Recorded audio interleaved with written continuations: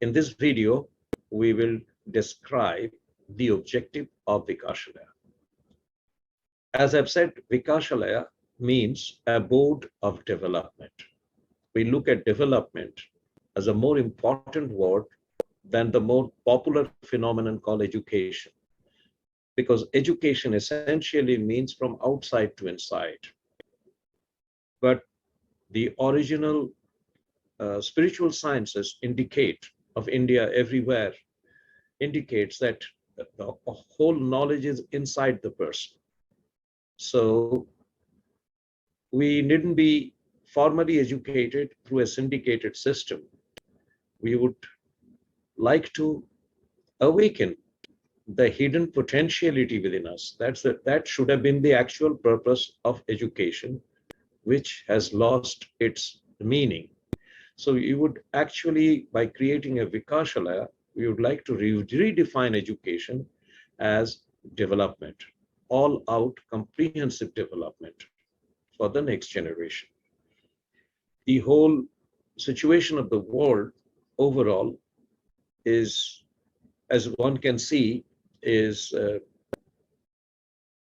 filled with differences, divisions, conflicts, war, disharmony, terrorism, corruption, poverty, and you name it. And all the problems are rooted in this concept that people have. There are so many educated people in the world, but not really developed in their minds. Their minds have been covered and influenced by ego, and all education system, most of it is egocentric. And there we have uprooted the purpose from the center. And the objective of Vikashalaya is to reroot it at the center, where we feel that more than being told by the teacher and prescribed by the school syllabus, knowledge should be free, in the sense our children, young children, should be exposed to the nature. And here we would like to mention one of the greatest minds of the last century, Nobel laureate Rabindranath Tagore, who had experimented this phenomenon initially in Shantiniketan, and finally it was not culminated because various social and political influences, and it had once again lost its meaning. So in Vikashalaya, we would like to follow that philosophy of exposing children directly in the intimacy of nature. And we believe that the greatest teacher is life. And life communicates through a medium called Mother Nature. And all the important lessons are there in the nature. And if we learn directly from nature, and that will be the right education, right development. So this is basically the objective of creating Vikashalaya as a substitute of Vidyalaya, which is also an Indian word, where Vidya means education, Alaya means abode. So the abode of education to an abode of development. The abode of education is a second-hand process, because when we study syllabus or we learn from books or from the teachers, the learning becomes second-hand because someone had originally done it. The apple had originally fallen from the tree, and the rules and the theories were written, and people have learned the theories as a second-hand piece.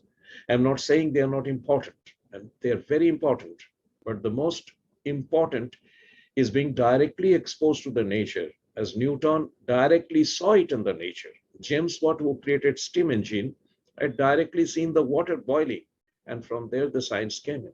And similar thing happened with Madame Curie, and she discovered the radioactive rays at her home by watching, by seeing the light.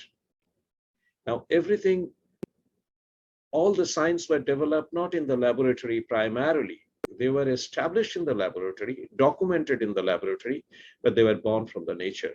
So the whole purpose of Vidyalaya system is to expose children to the nature, and uh, not teachers, but just like gardeners, there will be facilitators who would import the natural laws, the learning from the nature, directly imbibed by the children, not by being told by anybody. The direct communication of the nature, just like a gardener who does not do anything else except providing all the resources of the nature to the flower. And that's how the flower blooms. If it is a lotus, it will bloom into lotus.